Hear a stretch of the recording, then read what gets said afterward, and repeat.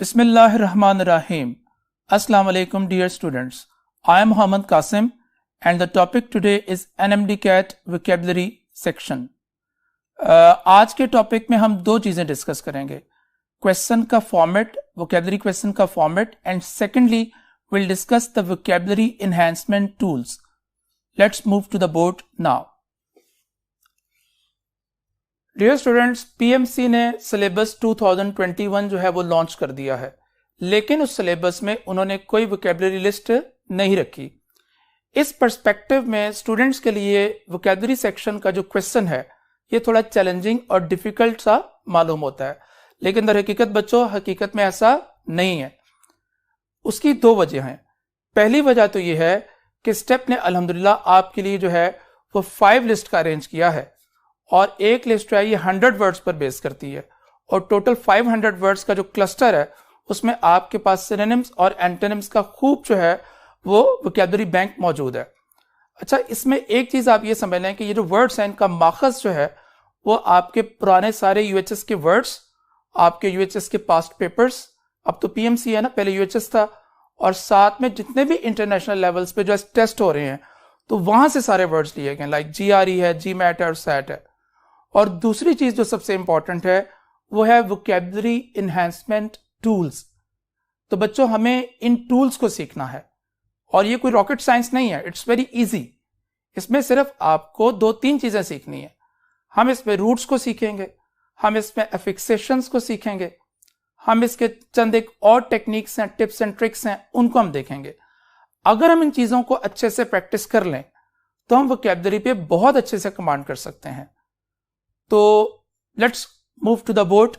तो बच्चों ये देखें, आपके पास सामने जो है वो क्वेश्चन का फॉर्मेट मौजूद है. क्वेश्चन जो है उसमें सिनोनिम्स हैं, एंटोनिम्स हैं, सेंटेंस कंप्लीशन है, सिनोनिम्स इन कॉन्टेक्स्ट है, स्पेलिंग आर्ट. हम इन चीजों को वन बाय वन डिस्कस करेंगे. तो we gonna start from vocabulary tools. तो कौन सी ऐसी स्कीम्स हैं, कौन सा आर्ट है जिसको हम सीख के, कौन सी स्किल है हम वोकैबुलरी को बेहतर कर सकते हैं. तो ये हमारा अभी टॉपिक चलेगा. बच्चों 3 चीजें बहुत मैटर करती हैं. रूट्स और अफिक्सेशंस हैं, वर्ड फॉर्मेशंस हैं और ओनोमेटोपिक वर्ड्स हैं जिनको साउंड वर्ड्स भी कहते हैं. तो let's move to the next board. तो बच्चों रूट्स और अफिक्सेशंस को अब हम अनफोल्ड करने वाले हैं. तो हमने आपके लिए कुछ रूट्स जो हैं वो सिलेक्ट किए हैं और अफिक्सेशन सिलेक्ट किए हैं, हम उन पे आज डिस्कस करेंगे. तो बच्चों इंग्लिश में यह है कि हर वर्ड की कोई ना कोई रूट से निकला हुआ है, लेकिन हमें हर रूट को नहीं जानना. हमें सिर्फ उन रूट्स को सीखना है जो ज्यादा प्रोडक्टिव है, जो ज्यादा प्रोलिफिक है. तो प्रोलिफिक और प्रोडक्टिव रूट से क्या मुराद है? वो रूट्स जो आपको एक से ज्यादा वर्ड दे रही हैं, बल्कि जो कम से कम 2, 3, 4 वर्ड्स दे रही हैं कम से कम. तो उन रूट्स को हमें सीखना चाहिए. तो यहां पे हमने आपके लिए कुछ वर्ड्स जो हैं, कुछ रूट्स जो हैं और अफिक्सेशंस यहां पे लिस्ट आउट किए हैं. तो लेट्स सी देम. तो देखिए बच्चों, सिम्बायोसिस एक वर्ड है यहां पे हमारे पास. तो मैं यहां पे आपको एक एग्जांपल ये देना चाह रहा हूं कि रूट्स और अफिक्सेशंस कितनी इंपॉर्टेंट होती हैं. अनफॉर्चुनेटली हमारे स्टूडेंट्स जो हैं वो इस बात पे ज्यादा फोकस नहीं करते और बाद में वोकैबुलरी सेक्शन में जैसे ही कोई नया वर्ड आता है तो वो कंफ्यूज हो रहे होते हैं. अगर हम इन चीजों को अच्छे से देख लें और सीख लें तो हमारी सारी कंफ्यूजन जो है वो रिजॉल्व हो जाती है. Like we have a word on the board, symbiosis. तो बच्चों symbiosis is a combination of 3 different things.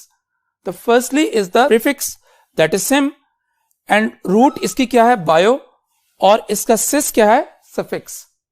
तो इस तरीके से आप देखें कि आपको बेशुमार वर्ड्स ऐसे मिलेंगे जिसमें prefixes भी हैं और suffixes भी हैं और roots भी हैं. तो इन चीजों को सीख के अगर हम नए वर्ड्स को या हम डिग आउट करें तो हमारे लिए उनको सीखना और उनको जानना समझना बहुत आसान हो जाता है. तो एग्जाम्पल देखते हैं बेटा. देखें सबसे पहले जो हमारी रूट है ना वो सिड की रूट है, सिस भी कहते हैं और सिड भी. इसका मतलब क्या होता है? काटना. जैसे आपके सामने वर्ड है हर्बिसाइड, तो हर्बिसाइड में आप देखें सिड की रूट आ गई, ठीक है ना. तो हर्बिसाइड, हर्ब्स किसे कहते हैं? जड़ी बूटी को. जेनोसाइड, जन लोगों को भी कहते हैं, जनरेशन निकला हुआ वर्ड. तो जेनोसाइड मैंने नस्ल कुशी. फ्रेट्रिसाइड, तो सिड की रूट दोबारा आ गई, क्या है बेटा, यानी कत्ल, काटने से रिलेटेड है। सिज इंसियन, इसमें सिज है, तो सिज क्या है, ये नश्तर लगाना, कट लगाना, सर्जरी में ना इंसियन करते हैं। देखें डिसिजुअस वर्ड है और कंसाइज है, सीजर्स है, तो कंसाइज में भी क्या होता है, इख्तिसार करना, कट लग जाना है, तो सीजर में सिज है, तो यानी क्या है, कट लगना, सिट, यानी ये भी कत्ल से रिलेटेड है। तो बच्चों ये जो रूट है आप देख रहे हो कितनी प्रोलिफिक है, कितनी रिच है, और हम एक रूट के साथ हमने कितने वर्ड्स जो हैं वो उनको स्लॉटर कर लिया है, उनको हमने काट दिया। तो let's move to the next root, that is plac. तो प्लैक का मतलब बच्चों क्या है, काम। तो इसमें सबसे पहले वर्ड तो देखें इम्प्लैकेबल, तो कुछ वर्ड याद आया आपको, इम्प्लैकेबल, हमने ये चिप्स में वर्ड पढ़ा था, ठीक है, और इसी तरह हमने एक चिप्स में वर्ड पढ़ा था कंप्लेसेंट, प्लैक, तो इन दोनों का मतलब क्या है, कामनेस। इसी तरह ये वर्ड है प्लैकेट और प्लेसेट और प्लैकेटरी, तो इन सब का मतलब क्या है, यानी कामनेस की सेंस में, सेटिस्फाइड की सेंस में। इज दैट ओके जी? And here is the next one, son, S one son. तो सन का मतलब क्या होता है जी, साउंड। जैसे वो आपको पुराने वक्तों में जब कैसेट्स होते थे ना, तो सोनिक वालों जो थे ना वो एक कैसेट्स वगैरह निकालते थे, तो ये उसी से रिलेटेड बन जाता है।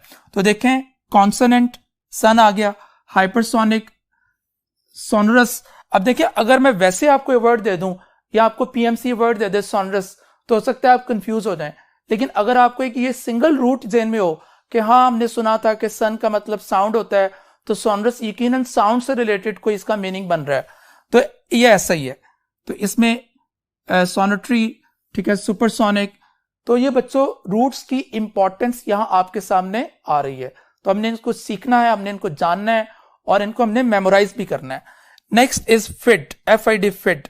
तो फिट का मतलब बच्चों क्या होता है, ट्रस्ट। लाइक देखें परफिडी, ये धोखा देने से रिलेटेड है, ट्रस्ट आप खत्म कर रहे हैं, ठीक है। डिफिडेंस है, यानी आप में ट्रस्ट नहीं, एतमाद नहीं है आप में। हिचकिचाहट है, फिडिलिटी, ठीक है जी। कन्फाइड, कॉन्फिडेंस, बहुत से वर्ड्स ऐसे निकले हुए हैं। तो let's move to the next board now and see other roots. Okay, we have other roots as well. We have the root of phono. तो फोनो का मतलब भी क्या होता है, sound. Here is cacophony, euphonious. अब यूफोनियस वर्ड अगर वैसे आपको मिल जाए तो हो सकता है आप घबरा जाएं, लेकिन यूफोनियस अगर रूट के साथ आप देखेंगे तो बहुत इजी आपको पता चल जाएगा, साउंड से रिलेटेड इसका भी कोई मीनिंग बन रहा है। टेलीफोन, इसमें टेली क्या है, इसमें प्रीफिक्स है, टेली का मतलब क्या होता है, दूर से, ठीक है, ये हम बाद में देखेंगे। सिम्फनी, ठीक है जी। होमोफोन, तो ये फोनोलॉजी, ओलॉजी क्या होती है, स्टडीज होती हैं, ये एक सफिक्स है, इसको भी हम बाद में देखेंगे।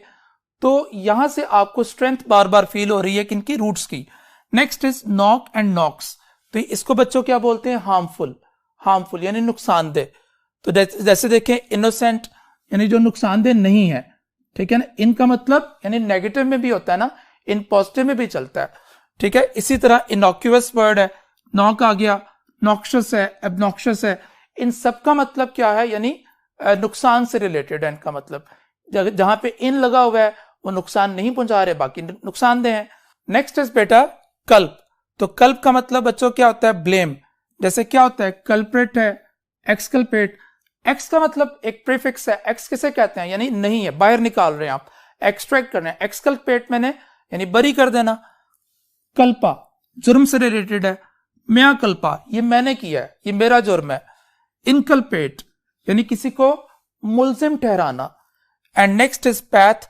और बच्चों पैथ के वाले से मैं आपको एक इंटरेस्टिंग फैक्ट बताऊं कि पुराना जो यूएचएस का वर्ड्स का क्लस्टर होता था उसमें 4 से 5 वर्ड्स जो थे वो पैथ की रूट के एग्जिस्ट करते थे।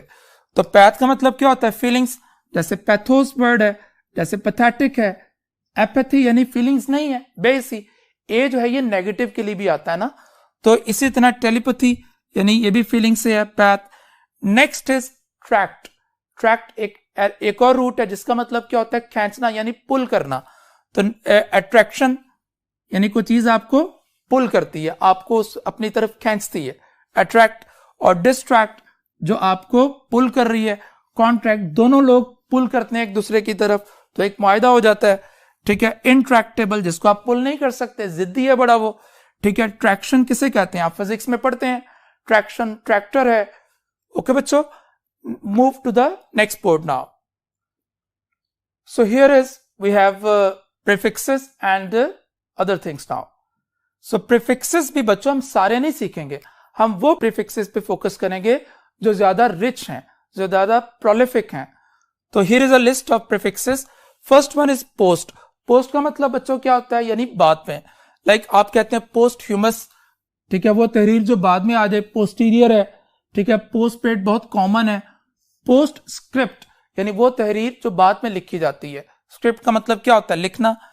बेन, बेन बच्चों एक प्रीफिक्स है. बेन का मतलब क्या होता है, गुड. तो बिनाइन मेडिकल के स्टूडेंट्स जानते हैं बिनाइन को. बिनाइन क्या होता है, बिनाइन ट्यूमर होता है, ठीक है. बेनेडिक्शन, तो बेन आ गया. डिक्ट का मतलब क्या होता है, लिखना, यानी लैंग्वेज से रिलेटेड है. तो बेनेडिक्शन मैंने अच्छी दुआ देना, अच्छा बोलना. बेनिफिट है, बेनिफिशरी है, और बेनिफिट वगैरह वगैरह. तो ये सारे वर्ड्स देख लें, ये बेन की रूट से हैं, प्रीफिक्स से हैं. मैल बेटा नेक्स्ट हमारा है. मैल का मतलब क्या होता है, बुरा. तो जैसे मैलिस है, जैसे मैल ट्रीटमेंट है, जैसे मिलाइन है, और इसी तरह मैलेडिक्शन है. तो मैली में डिक्शन में भी दो वर्ड्स आ गए, ठीक है. डिक्ट भी आ गया और मैल भी आ गया. Next is anti, ANTI. और एक तो होता है ना ANTE, उसका मतलब क्या होता है, पहले, ठीक है. और ये ANT या ANTI है, इसका मतलब होता है ऑपोजिट होना. लाइक एंटीबॉडी, आजकल कोविड में सब जानते हैं एंटीबॉडीज को, और मेडिकल के स्टूडेंट्स तो जानते हैं. Antiseptics, antipathy, antidote, antonym, antagonist. अब एंटागोनिस्ट वर्ड को आप अलग से देखें तो हो सकता है आप कंफ्यूज हो जाएं, लेकिन एंटागोनिस्ट का मतलब यहां पे क्या बन रहा है, मुखालिफाना, contrary, opposite. And next is mono. तो बच्चों देखिए मोनो का मतलब क्या है, वन. लाइक मोनोपली है, मोनोगमी, एक शादी. मोनोटोन, एक ही लहजे में बात करते रहना, एक ही पिच में बात करना, ठीक है. मोनोथीस्ट, थीज्म, थी, ये भी हम जानेंगे आगे, रिलीजन से रिलेटेड है ये वर्ड. मोनार्की, ठीक है, ARCH, और इसका मतलब क्या होता है, बादशाह, और मोनार्की कहते हैं यानी एक आदमी की हुकूमत होना. नेक्स्ट इज बाय, और टू कहते हैं. बायलिंगुअल है जी, दो है. लिंग लैंग्वेज को कहते हैं. बाई एनुअल, एक साल में हर 2 साल बाद ऐसे होना किसी भी चीज का. बायलैटरल, ठीक है, दो तरफा. इसका क्या एंटोनिम क्या होता है, यूनिलैटरल. एम्बल, और एम्बल की एक प्रीफिक्स है वॉक, ठीक है. जैसे एम्बुलेंस वर्ड देखते हैं, एम्बल चलना, रैम्बल, स्क्रैम्बल यानी सब चल रहे हैं, अफरा तफरी मच रही है, shamble. Move to the next board now.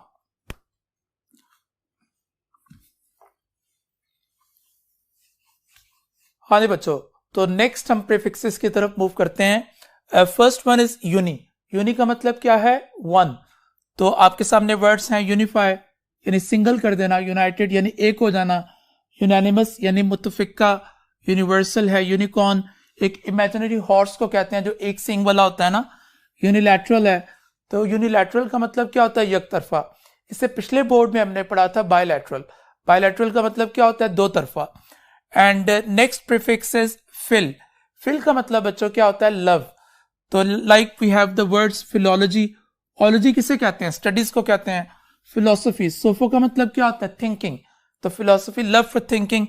And philanthropist, इसमें वर्ड एक रूट भी है, that is what you call anthrop. Anthrop का मतलब इंसान होते हैं.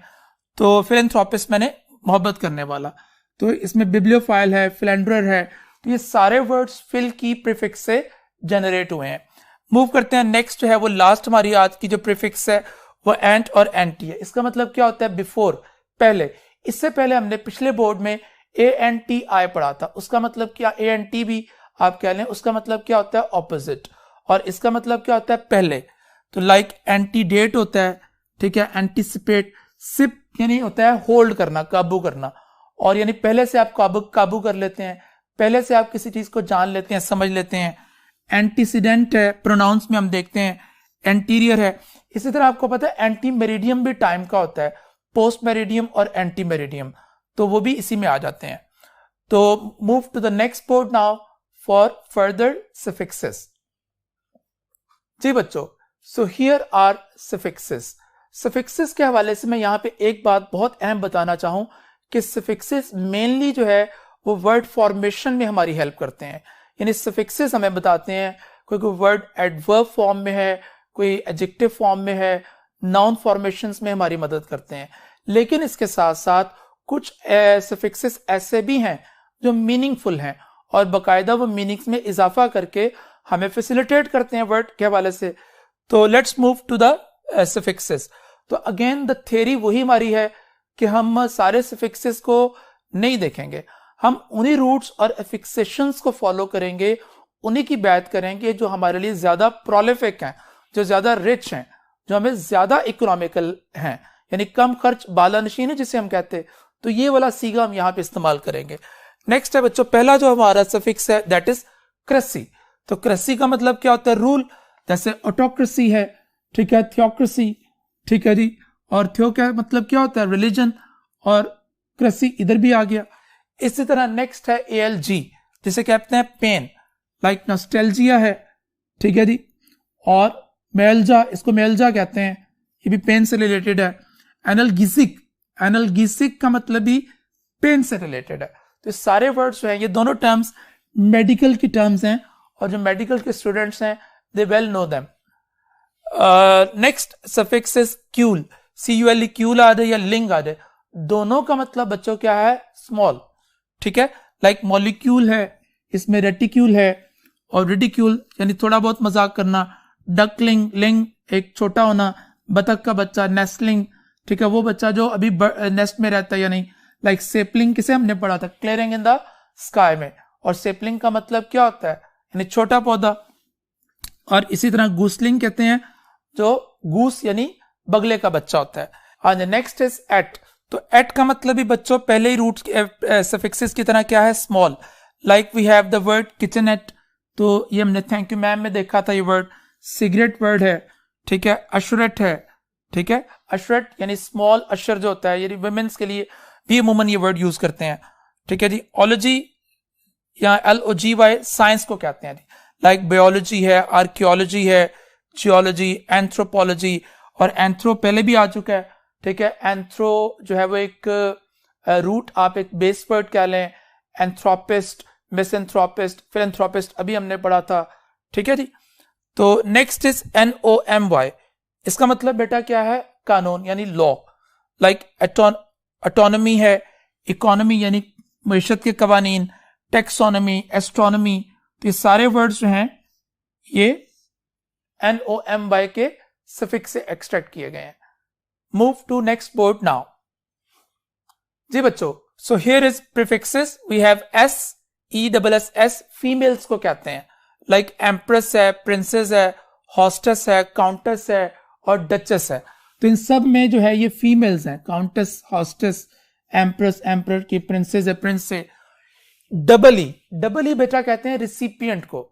जैसे एक तो ER होता है ना, ड्राइवर है, ड्राइव से ड्राइवर है, ठीक है, और एक इंटरव्यूअर है जो इंटरव्यू ले रहा है, और एक क्या होगा? इंटरव्यू यानी जो इंटरव्यू दे रहा है। तो इसी तरह अपॉइंटी है, एम्प्लॉय है, इंटरव्यू है, एड्रेसी है, रेफ्यूजी है, रिटायरी है। Last one is word. तो वर्ड का मतलब बेटा क्या होता है? यानी की तरफ, डायरेक्शन के लिए यूज करते हैं हम, ठीक है जी। लाइक वेस्टवर्ड है, बैकवर्ड है, ये डायरेक्शन को शो कर रहा है सारा। डाउनवर्ड डायरेक्शन के लिए है, अपवर्ड है, आफ्टरवर्ड है, बैकवर्ड है, आउटवर्ड है। Move to the next board now.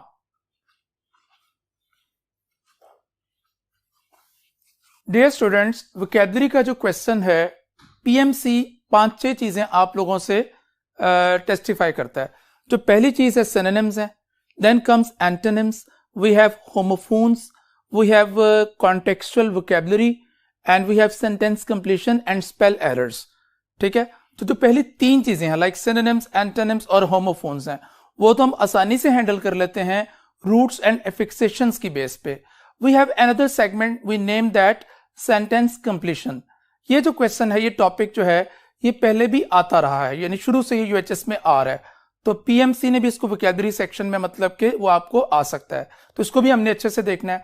आज का जो हमारा टॉपिक है वो यही है अभी का, कि हम सेंटेंस कंप्लीशन की टिप्स को जानेंगे कि इसको हमने कैसे हैंडल करना है, और कैसे, कौन से हम टेक्निकलिटीज को हम फॉलो करें कि हम इसको अच्छा कर सकते हैं। तो लेट्स सी जी ऑन द बोर्ड। बच्चों, सेंटेंस कंप्लीशन का जो क्वेश्चन है उसका फॉर्मेट क्या है, यानी कैसे ये क्वेश्चन आपको पेपर में आता है।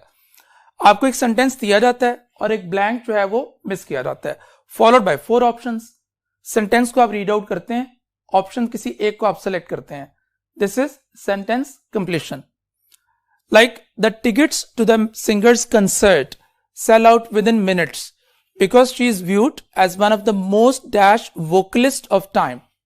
तो टिकट्स जो थी वो सिंगर्स की वो बहुत जल्दी जल्दी से वो सेल आउट हो गई क्योंकि वो डैश वोकलिस्ट है अपने वक्त की. तो प्रोमिनेंट, मॉडरेट, कैकोफोनस और अमेज्ड. तो 4 ऑप्शंस हैं, इनमें से हम किसी एक को सिलेक्ट कर लेंगे. तो this is what you call sentence completion. और इसमें भी जो है वो आपकी वोकैबुलरी को ही वो देखा जाता है कि आप वोकैब के किस लेवल पे हैं. We have a few types of sentence completion. Sentence completion जो है वो उसमें 3-4 टाइप्स के सेंटेंस कंप्लीशन आपको आ सकते हैं. Like vocabulary based sentence completion है. ये जो ऊपर आपने एग्जांपल पढ़ी थी ये भी इसी की ही एक एग्जांपल है, वोकैबुलरी बेस्ड. ठीक है, for example I didn't have the stamina, मेरे पे स्टेमिना नहीं था मेरे पास, for the dash exercise, dash exercise के लिए. तो स्टेमिना नहीं था डैश एक्सरसाइज के लिए. तो इसमें देखें स्टेमिना नहीं था. ठीक है जी. और कौन सी एक्सरसाइज के लिए? जब आपके पास स्टेमिना नहीं होगा एक्सरसाइज के लिए तो एक्सरसाइज का लेवल क्या होगा? वो ऑब्वियसली वो बहुत ही डिफिकल्ट, बड़ा हेक्टिक, बड़ा स्ट्रेनुअस किस्म का एक्सरसाइज होगा.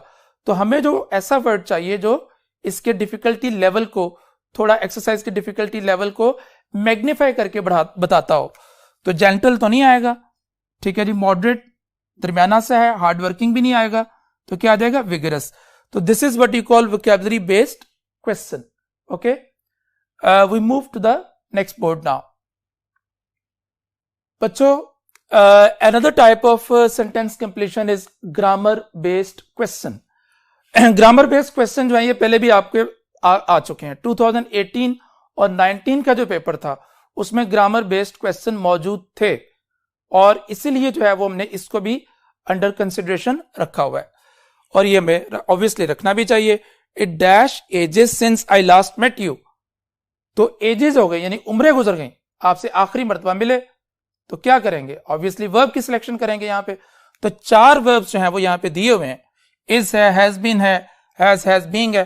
तो हम सब जानते हैं कि जब सिंस वगैरह के साथ आपको टाइम का रेफरेंस दिया जाता है तो हम परफेक्ट कंटिन्यूस या प्रेजेंट परफेक्ट वगैरह में चले जाते हैं. तो यहां पर करेक्ट ऑप्शन क्या आ जाएगी? बीटा. तो ये ग्रामर बेस्ड टाइप का एक डेमो है. Another type is collocation based. Collocation based में बच्चों ये होता है कि कोलोकेशन, जैसा कि आप जानते हैं कि पेयरिंग ऑफ वर्ड्स को कहते हैं. वो वर्ड्स बेटा जिनका आपस में एक इतना वो इकट्ठे आते हैं कि उनको आप सेपरेट नहीं कर सकते. फॉर एग्जाम्पल आजादी राय दही, इसकी इंग्लिश आप क्या करेंगे? फ्रीडम ऑफ एक्सप्रेशन या freedom of speech. You can never say independence of speech. ठीक है ना. आजादी की इंग्लिश इंडिपेंडेंस भी तो होती है ना. तो व्हाई नॉट टू से इंडिपेंडेंस? बिकॉज ये जो पेयर है ये सर्टिफाइड है, इसको लोगों ने इतना यूज किया है कि अब ये एक रूल बन चुका है, इसको हम अलग नहीं कर सकते. तो this is what you call collocation. तो कोलोकेशन बेस्ड में ये होता है, लाइक ये जो सेंटेंस हमने लिखा है ये 2019 का सेंटेंस है और उससे पहले 2009 के यूएचएस के पेपर में डिटूर एक वर्ड है, ये हिचहाइकिंग में आपको मिलेगा, तो इसका भी कोलोकेशन वाला सेंटेंस आ चुका था. तो कोलोकेशंस को भी हमने अंडर कंसिडरेशन रखना है और इसको भी हमने तवज्जो देनी है. तो here is a sentence, you can see I dash the caution in interpreting these results. तो मैंने बहुत एहतियात की इन नतायज को, इन चीजों को समझने में. तो यहां पर बच्चों कॉशन, हमने ऐसा वर्ड चाहिए जो कॉशन से कोलोकेट करे. कोलोकेशन को हम आगे चल के थोड़ा डिटेल में भी देखेंगे. फिलहाल ये है कि सेंटेंस को हम देखते हैं. तो कॉशन के साथ बच्चों जो वर्ड कोलोकेट करता है वो क्या होता है? अर्ज. अर्ज कॉशन होता है. Usurp, usher, uproot, they never collocate, they have nothing to do with caution. Is that okay जी? नेक्स्ट बच्चों वी हैव प्रेपोजिशन बेस्ड. तो प्रेपोजिशन बेस्ड भी जो है ये प्रीवियसली भी आते रहे हैं यूएचएस में भी, और इसको भी ऑब्वियसली ये क्या है जी कि सेंटेंस है और 4 प्रेपोजिशंस दी गई हैं. ठीक है. This is not an example of what I complain. तो ये वो मिसाल नहीं है जिसके मुझे शिकवा है, जिसका मैं शिकायत कर रहा हूं. तो कंप्लेन ऑफ का सेंस यहां पर बन जाएगा. ओके जी. ओके बेटा, this was the format of sentence completion. Question is how to handle it, how to command over it. So 4 things you people are supposed to put in your mind. Okay, the first one is never go for the options. Okay, अमूमी तौर पे बच्चे ये करते हैं कि sentence पढ़ते हैं फिर एक एक ऑप्शन को सेंटेंस में फिट कर करके देख रहे होते हैं. तो बेटा time management is very very precious. Okay, तो आपने ऐसा नहीं करना. आपने करना है कि सेंटेंस को पढ़ना है और जो करेक्ट ऑप्शन होगी उसको इमेजिन करना है. फिर जो इमेजिन करेक्ट ऑप्शन होगी उसको गिवन ऑप्शंस में से आपने देख लेना है. तो this is what you call sentence completion का पहला फॉर्मेट, यानी never go for the options first. Read the sentence, imagine the correct option, go for the options then. Next is transitional words. Transitional words most commonly known as signal words. तो ये भी हमें आते हैं, ये sentence में मौजूद होते हैं, बहुत फैसिलिटेट करते हैं आपको जानने में कि ये सेंटेंस जो है इसमें बात किस कॉन्टेक्स्ट में हो रही है, और आप सेंटेंस की प्रॉपर अंडरस्टैंडिंग करने में ये आपको बहुत हेल्प आउट करते हैं.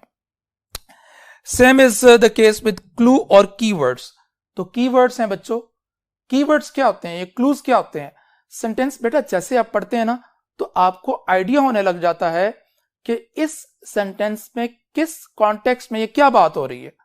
ठीक है ना, वो बात का मकसद क्या है, ऑब्जेक्ट क्या है, तो उसको आप समझते हैं.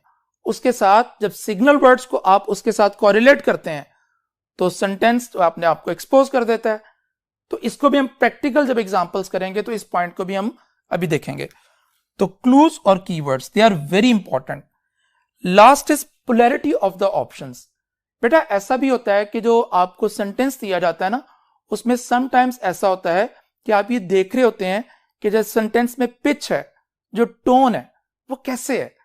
जो ऑप्शंस हैं, हमें जो ऑप्शंस चाहिए करेक्ट वाली, वो पॉजिटिव कॉनोटेशन में जा रही है कि नेगेटिव कॉनोटेशन में ट्रेवल कर रही है. तो ये चीजें भी हम देखते हैं. ये सारी चीजें मिलकर हमें बहुत हेल्प आउट करती हैं सेंटेंस कंप्लीशन को हैंडल करने में. Clear? We next move to the next board now. Okay बच्चों, नेक्स्ट इज सिग्नल वर्ड्स. तो सिग्नल वर्ड्स जो हैं they are very important in your sentence completion. ये कितने इंपॉर्टेंट हैं मैं आपको 3 एग्जांपल से ये चीज क्लियर करता हूं. देखो बेटा, एक सेंटेंस है आई एम एग्जॉस्टेड एंड आई. मैं थका हुआ हूं और मैं. तो एंड बच्चों यहां पर आपका सिग्नल वर्ड है और ये आई एम एग्जॉस्टेड ये आपका की वर्ड है, ये क्लू है. यानी तो क्लू आपको ये बता रहा है कि मैं थका हुआ हूं. और तो और से मुराद है कि जो आइडिया आपने एंड से पहले डेवलप किया है, सेंटेंस एंड के बाद वही आइडिया उसी कॉन्टेक्स्ट में उसी फ्लो में ट्रेवल करेगा. This is what you call support signal words. Support से मुराद ये है कि एंड अगर सपोर्ट सिग्नल वर्ड है तो जो इससे पहले हो चुका है बात, आगे आने वाली बात भी उसी कॉन्टेक्स्ट में ट्रेवल करेगी. इज दैट ओके जी? तो I am exhausted and I want to rest. Clear? इसी तरह जी, I am exhausted but I. मैं बहुत थका हुआ हूं लेकिन, I am exhausted but I'll play the next game as well, but I'll accompany you, but I'll go for the shopping. तो इससे मुराद है कि जो भी आइडिया पहले डेवलप किया गया है बट उस आइडिया को निगेट कर रहा है, बट कह रहा है कि आगे जो चीज आएगी वो डिफरेंट आएगी. इज दैट ओके जी? Since I don't like it, क्योंकि मुझे अच्छा नहीं लगता. ठीक है, मुझे चीज पसंद नहीं डैश.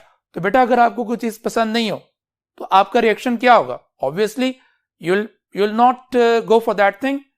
तो this is what you call signal words. तो ये मैजिक ऑफ सिग्नल वर्ड्स आपने देख लिया. क्लियर हो गया बेटा? We have types of signal words here. Let's see them. First one is support signal words. Support signal words बेटा अभी मैंने बताया कि ये जो भी आइडिया आप डेवलप करें ये उस आइडिया को उसी कॉन्टेक्स्ट में लेके चलते हैं. ठीक है, इसके बरक्स नहीं जाते. लाइक एंड है, दस है, यूं, बिसाइड्स, फाइनली, इसी तरह, या बिलाखिर, सिमिलरली, लाइकवाइज, इसी तरह, मोरओवर. आपको इन सिग्नल वर्ड्स को हरगिज याद करने की जरूरत नहीं है. आप सिर्फ इनके मीनिंग्स याद कर लें और ये नेचुरली आपको गाइड कर देंगे कि ये क्या है, ये सपोर्ट है कि कंट्रास्ट है. We have contrast signal words as well. Apart from it, इसके अलावा, बट, लेकिन, दो, अगरचे, इवन इफ, whereas yet फिर भी, ठीक है, however, otherwise, nevertheless, ताहम, on the contrary, barracks, despite, rather than, ये सब क्या है? Contrast signal words हैं. Okay? We have cause and effect signal words. For, क्योंकि, for जो है ये coordinating conjunction में for का मतलब क्या बन जाता है? क्योंकि. For preposition के meanings में connectivity को show करता है, और जब ये coordinating conjunction के तौर पे आता है तो it means क्योंकि. Since, चूंकि, due to, consequently, नतीजतन, owing to, because, if. See, all these are cause and effect signal words. Okay? So here is examples for these three signal words. The first one is about support signal words. ये support signal words की example है बेटा.